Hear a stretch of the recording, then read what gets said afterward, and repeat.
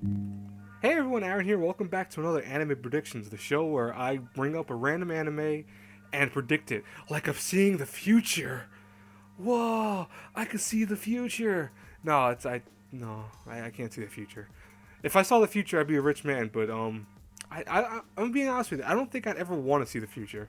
I don't know if people like I know a lot of people say they always want to see the future or know what's gonna happen. I don't want to know what's gonna happen in the future. I think the surprise of everyday life is more enjoyable. Not knowing what's gonna happen tomorrow, even if nothing really does happen, at least you don't realize that. It's just more so, oh, it happened. You know what I mean?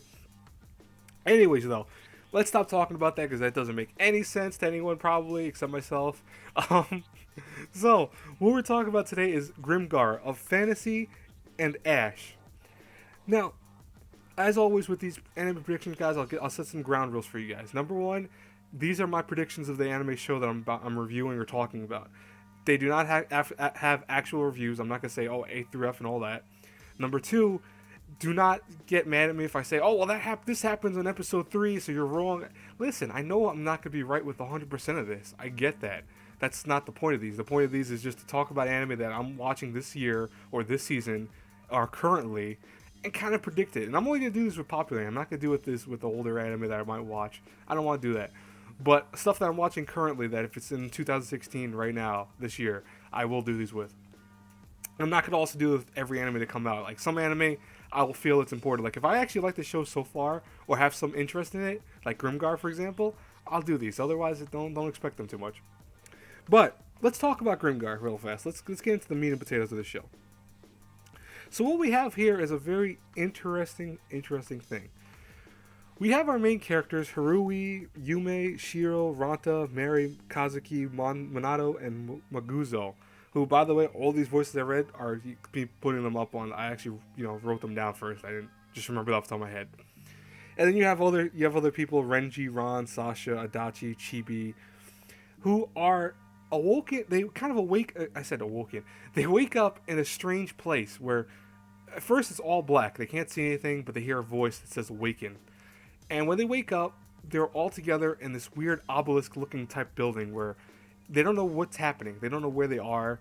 They don't know what memories they have of the past. They have no memories essentially. But at the same time, they're not complete amnesiacs.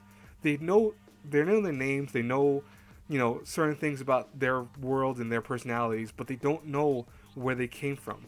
And you can tell already from the first couple episodes that they did come from our world because the characters let slip a couple times game and cell phone, which is things that of course are in our world, our modern day world. So even though this looks like it's a fantasy setting, they clearly are not from this world. They're clearly from another world. On top of that, our main character Hiroi, who is kind of the voice of the main character, I want to say he's the main narrator of the show. That's what I meant to say. He seems to know that he's not from this world even more than everyone else because he remembers the moon not being red. He thinks that's weird, and he remembers the moon being white, of course, or of some other color. He doesn't actually say white, but of course the moon's white, so he realizes in his head at least. Now these characters so far are setting up I want to say tropes of what they're going to be. Harui is this kind of I want to say the strong leader, but at the same time, right now he's reserved. Right now, everything about Harui is going to be reserved. I think he's learning how he is and how he's going to be as a character. You have Ranta, I believe, is the guy with the red hair. I hope I'm not wrong about that. But he's the one that is like his name, almost like Rant. He runs around. He's very loudmouthed. He's arrogant. He's kind of pervy. You have I think Minato's the leader. He's the one that's the guy with the staff. He's the priest of the group. He is the leader of the group. He's the one that's actually seeming to call the shots for them. And what's interesting about the show is I think the way it delves into the kind of concept of fantasy world where when these people wake up, they wake up and they learn that they are now kind of obligated to make money.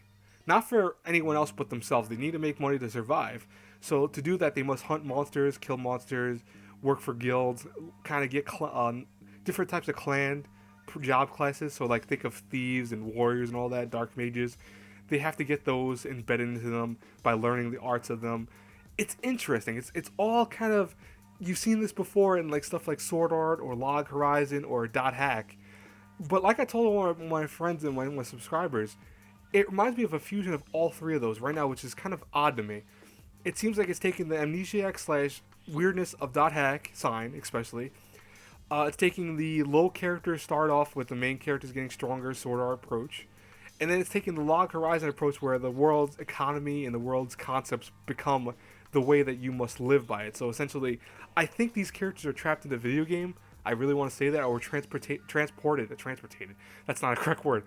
Transported into another realm that is like a game or based off a game. So that's what I'm predicting right now. I'm not saying that's 100% true, but that's what I'm saying. Um, what I also think is that this show is going to be something that people are going to hype up, and it's going to be like Sword Art hype, where you're going to have people love the show because it's like, oh, it's like Sword Art, it's exactly the same, it has same concepts, and then you're going to have people who hate it because it's like Sword Art, and you're going to have people to say that's.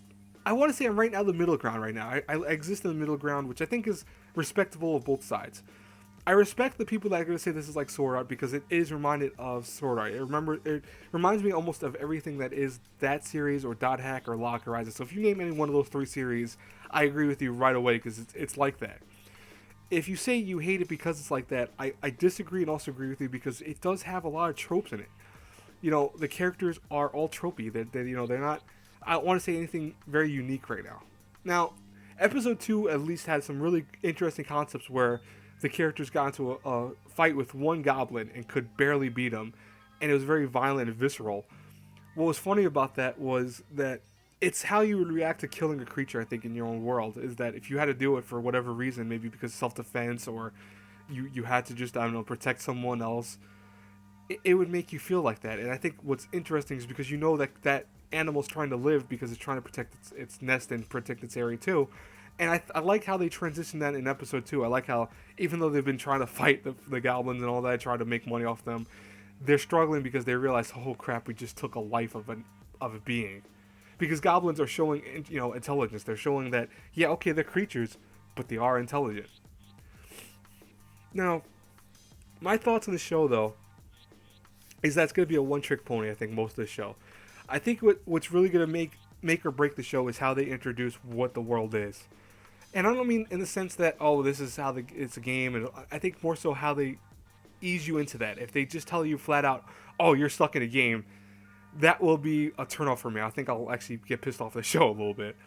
If they ease you into it or make little hints like they're doing right now, which I think is really cool, then I might have more respect for the show because I think this is the first time you've ever seen this in a show like this where it's not flat out going, they're in a game or they're in a world that's not their own. They don't realize, you as the viewer don't realize fully what it is. You can make predictions, but we don't know yet, or at least I don't know yet because I've only watched the first 2 episodes.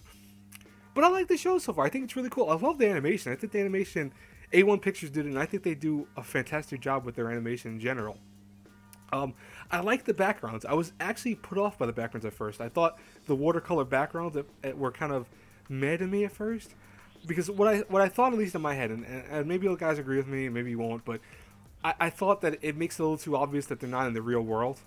So thus the watercolor backgrounds kind of clash with the actual character art that they look like. Because, I mean, the characters are very strong looking characters. They have very strong details to them, which is really nice. I love the character design so far. But against the watercolor paintings of background stuff, it's a little odd and off-putting. It's not a big deal, but I just think that it was off-putting at first. Now, by episode 2, I'm starting to get used to it already, and I kind of actually dig it. I think it's a good personality kind of concept with how you don't know if this is a real world or what, and it makes you always think, hey, this is not the real world. And that's nice. I think that was a good idea on their part. So, I mean, you can't. That's why you can't judge a book by its cover. You have to first understand it to first kind of get into what's going on with it, and then finally you can start making your judgments based off of it. But I'm going to say right now, I definitely will review this once it's complete. I really, so far, am digging the show. I like it a lot. Is it the best thing of 2016? I don't think it's the best thing of 2016. I think that we just started the year off, and so far, I think Erased is best thing of 2016. But, it's a good show so far. It really is. Anyways, guys, I hope you enjoyed this Amber prediction. If you want more of these, please show some love by liking, commenting, viewing. All that stuff is, to me, awesome. Share it with other people. Subscribe to my channel. And as always, until I talk to you guys later, have a good one, everyone. Bye-bye.